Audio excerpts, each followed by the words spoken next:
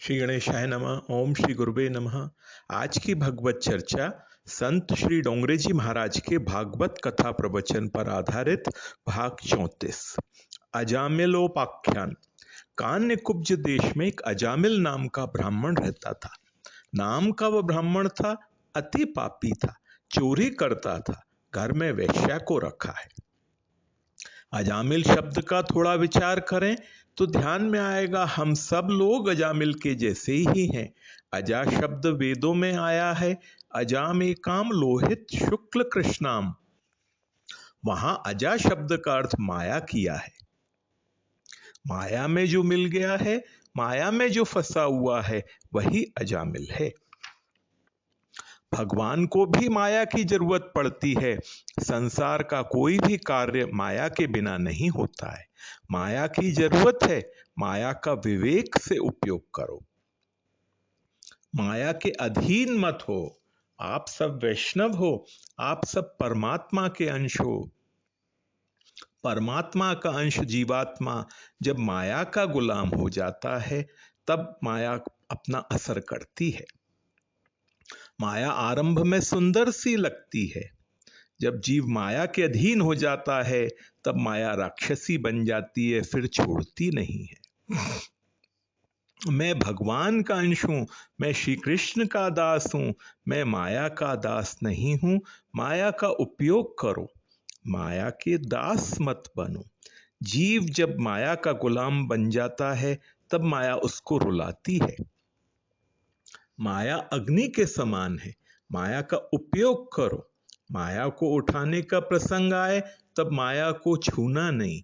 माया को विवेक रूपी चिमटे से पकड़ो। विवेक क्या होता है? मैं भगवान का अंश हूं, मुझे भगवान के चरणों में जाना है, परमात्मा के साथ एक होना है। अपने जीवन के लक्ष्य को भूलना नहीं। जो लक्ष्य को भूलता है, वह 84 लाख योनियों के चक्कर में घूमता ही रहता है। माया का उपयोग करो, पर अपने लक्ष्य को भूलना नहीं। माया को विवेक से पकड़ो। एक बार ऐसा हुआ, अजामिल जंगल में शिकार करने के लिए गया था। उस समय अजामिल के गांव में घूमते हुए कुछ संत आए। 12 मूर्ति हैं। सभी संत सरल हृदय के थे। सभी से पूछते हैं, आपके गांव में कोई साधु संतों की सेवा करने वाला उदार गृहस्थ हो तो उसका नाम बताओ।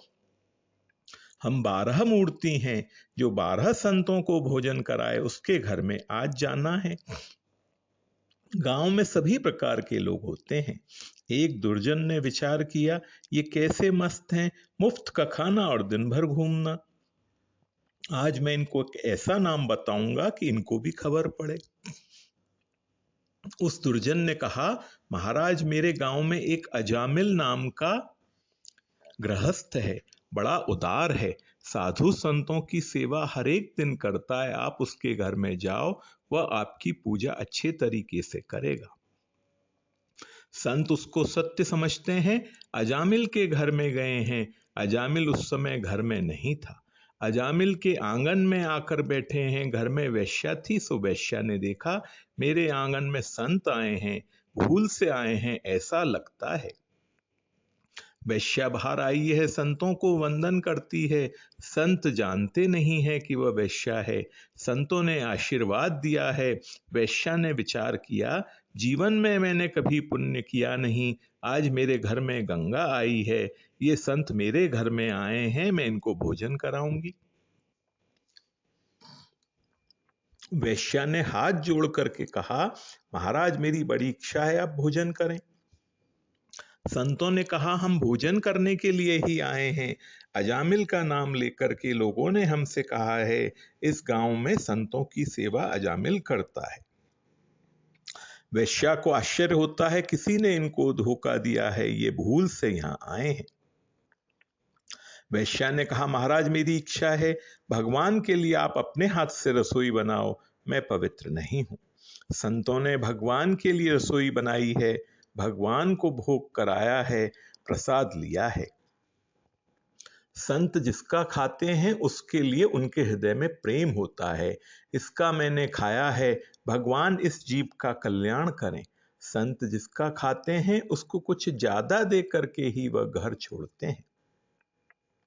भोजन करने के बाद संतों को खबर पड़ी है आज वेश्या का अन्न पेट में गया है, वेश्या का अन्न नहीं लेना चाहिए। भोजन करने के बाद खबर पड़ी है। क्या किया जाए?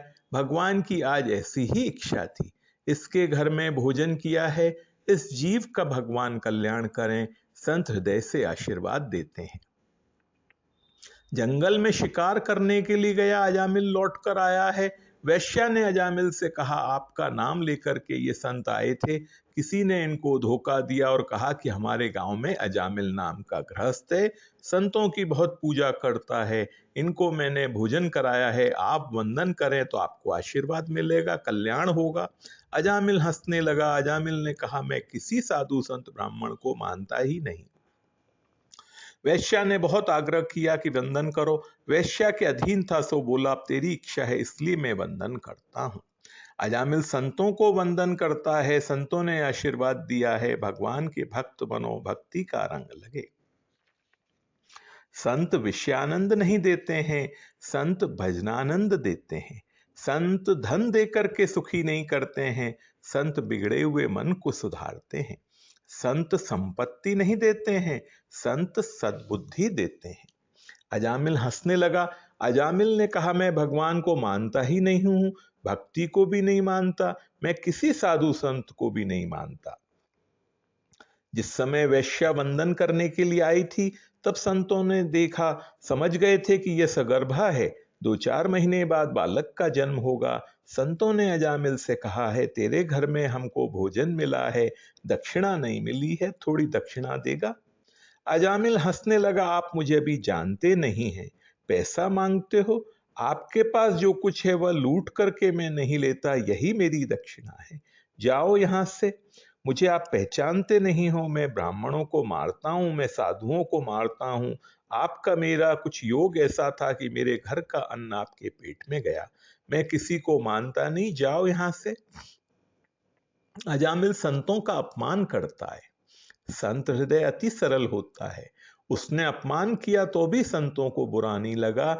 यह जीव माया में फंसा हुआ है, माया में फंसा हुआ जीव क्या ना करे, क्या ना बोले। यह हमारा अपमान करता है, हम इसका कल्याण करेंगे। संतों को दया आई है, संतों ने कहा हम जाएंगे, यहां रहने के लिए हम नहीं आए, हमको थोड़ी दक्षिणा दे दो। हम पैसे की दक्षिणा नहीं मांगते हैं, पैसे के बिना हम दूसरा कुछ मांगे तो तू देगा? अजामिल ने कहा महाराज पैसे के बिना दूसरा कुछ मांगो तो मैं दूंगा। संतों ने कहा हम पैसा नहीं मांगते हैं, हमें पैसे की जरूरत नहीं है, भगवान नारायण कृपा करें, तेरे घर में बालक हो तो तू अपने पुत्र का नाम नारायण रखना, यही हमारी दक्षिणा है।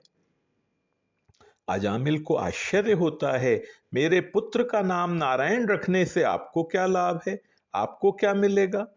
संत कहते हैं हम तेरे घर में आए थे, हम सब लोग नारायण के सेवक हैं, नारायण हमारे स्वामी हैं, हम नारायण के दास हैं।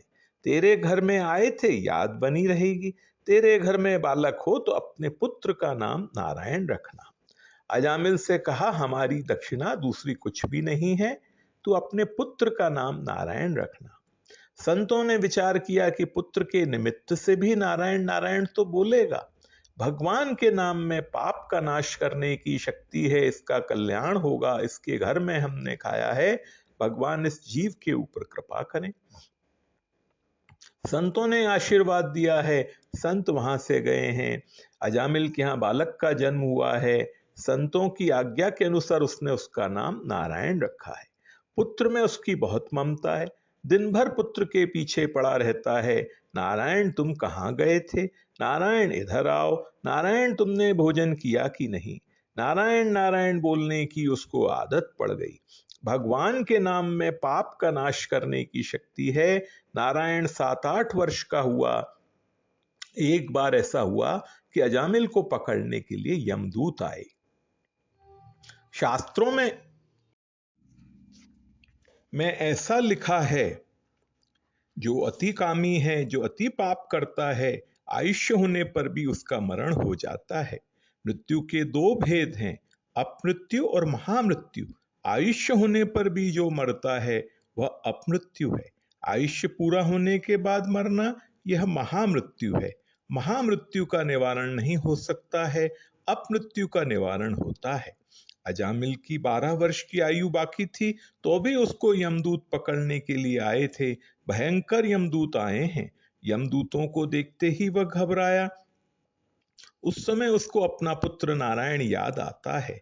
पुत्र में उसकी प्रीति थी, पुत्र याद आता है। नारायण नारायण अपने पुत्र को वह बुलाता है। बालक ने सुना मेरे पिता मुझे बुलाते हैं, वह पिता के पास नहीं गया, वह खेलने के लिए गया।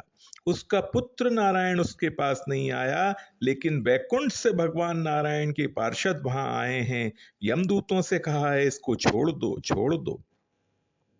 यमदूतों ने कहा यह तो बड़ा पापी है, इसका चरित्र हम लोग जानते हैं, यमराज की आज्ञा से हम इसको पकड़ने के लिए आए हैं।